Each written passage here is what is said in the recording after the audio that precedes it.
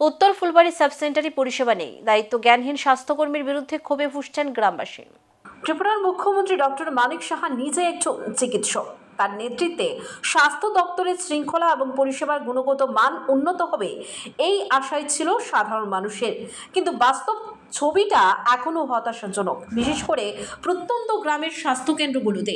উত্তর জেলার কদমতলা ব্লকের উত্তর ফুলবাড়ি সাব সেন্টার আয়ুষ মিশনের আওতায় আয়ুষ আরোগ্য মন্দির হিসেবে গড়ে তোলা এই স্বাস্থ্য কেন্দ্রটি গ্রামবাসীর চিকিৎসা ভরসা হওয়ার কথা ছিল, কিন্তু অভিযোগ এখানে নিয়মিতভাবে পরিষেবা মিলছে না।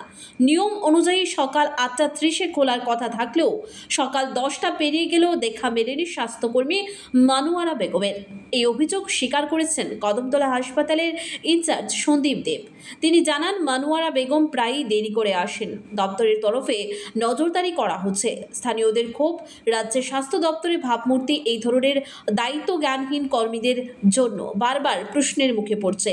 সরকারি পরিষেবা থেকে সাধারণ মানুষের আস্থা সরে যাচ্ছে বলে আশঙ্কা অনেকের। স্বাস্থ্য পরিষেবা মানুষের মৌলিক অধিকার, আর সেই পরিষেবাকে যদি কিছু অলস কর্মীর অনিয়মিত আচরণ প্রতিনিয়ত প্রশ্নের মুখে ফেলে দেয়, তাহলে এখনই সময়ে কড়া পদক্ষেপ নেওয়ার।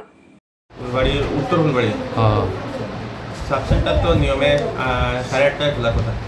আচ্ছা, আজকে আমি 10:30-20 বাজলো এখানে গেলাম, আজকে দিকে বন্ধ। বহুত মানুষ কমপ্লেন করেছে আমাদের কাছে, সেবারে কি বলবেন আপনি?